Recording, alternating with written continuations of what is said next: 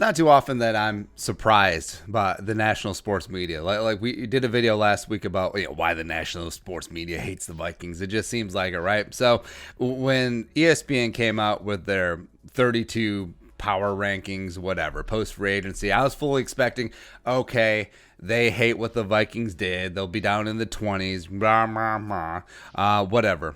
But I was pleasantly surprised because the Vikings came in at 8. Ocho. ESPN 8 the Ocho. It was pretty amazing. And frankly, I am shocked. Because, I mean, most outlets have completely lambasted what the Vikings have done so far this offseason, where the trading of Diggs as well as the exodus on defense. I mean, most outlets just see that in a vacuum, like, well, Vikings are screwed. But look at the power rankings. So top 3, of course, are Chiefs, Ravens, Niners, as you would expect. But I'm still a little shocked that they were so insightful. Maybe it's because we got the awesome Courtney Cronin working at ESPN Nation there. So maybe that's why the Vikings are edging up. Because if you look on its face, well, so first off, like places like PFF hates that they traded Diggs. Of course, they love Stephon Diggs, contest the catch guy. It's awesome. But I mean, in a vacuum, sure, but outside in the real world, Diggs, I mean, that bridge was burnt and it wasn't coming back. Like that bridge was full on, just like completely cremated. So it wasn't going to work out. And the Vikings got premium value for him from Buffalo, the first, the 5th and 6th and the future 4th, right? So because compare that to what the Cardinals gave up for Nuke Hopkins. I mean, come on, player, one time. As well as, defense, exodus, it kind of sucks, especially Everson Griffin, notably, where I think Everson still had a little bit of cheese left on that taco, a little bit of gas left in the tank, a little bit of tread on that tire, all the other analogies you want to do. But it was a financial move, and the Vikings cap 2020, even though hashtag cap is a myth, Vikings still have a lot of money tied up in Kirk Cousins, as well as Riley Reef, as well as Anthony Barr, Eric Kendricks, etc. So sometimes some people got to go.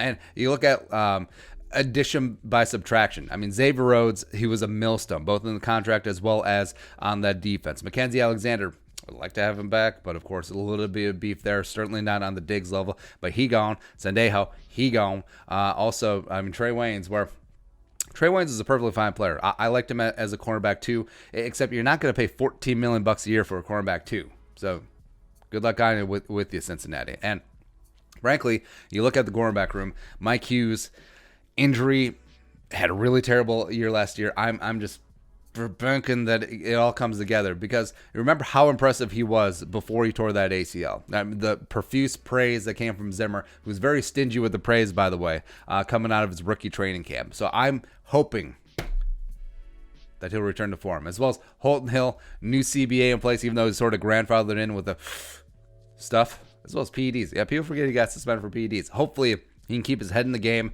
because the kid has a lot of talent. And Holton Hill, Mike Hughes, and also rookies TBD, I think they'll be fine on defense. Of course, Linval Joseph as well. Love Linval, but I mean, Father Time had caught up. And the fact that Vikings saved a decent amount of cap by moving on from Linval, actually 10 million plus, then throwing that at Michael Pierce, who is a younger, better at this point version of Linval. I mean, I'm in. Of course, it does suck losing Diggs, but the Vikings have been trending towards a run-first offense for many, many years. Dalvin Cook, hopefully he can stay healthy for a full year, potential superstar in the making at the running back position. And now, do you pay a superstar running back?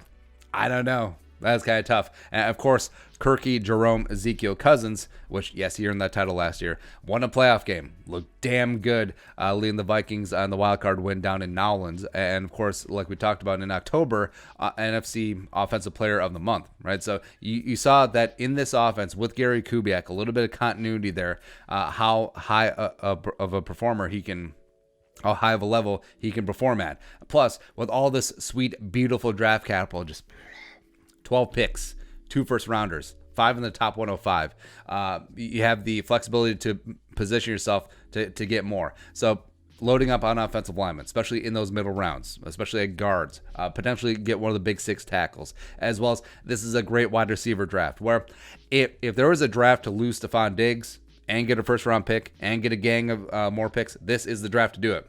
So I mean, thank our lucky stars that he got really pissed off last year in this offseason. Because why not? Yeah, so I think the Vikings are in a phenomenal position. Also, they potentially could keep Anthony Harris, which is great as well. So I think the draft will be the saving grace. I think the Vikings really could have a nice mid Cousins reboot as opposed to a full-on tear down a rebuild. And also look at the rest of the division. Like, who scares you? I mean, do the Bears and Nick Foles? No. Even though, yes, we have history of Nick Foles. The Lions and Matt Patricia, he could be gone after this year. I mean, the Packers, what have the Packers really done that you're necessarily scared of? And yes, we talked about free agency as a tax on teams that can't draft well, etc. But, Aaron Rodgers, another year older, another year colder.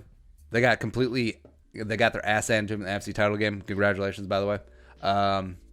Yeah, I think this is still the Vikings division to lose, and it's kind of cool when the national media, gets by all the surface stories and all the headlines and all the macro storylines and all the Aaron Rodgers ass kissing Butch. Actually, wait, where are the Packers listed? Oh wait, no, the Packers are listed at 5. So again, screw you, ESPN.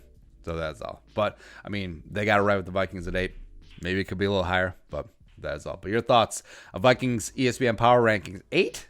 Let us know in the comment section below. Subscribe for daily Vikings takes. If you want to support the work, pull us up on the Venmo. Please give us a follow on social media as well. But until next time, Skull, production value.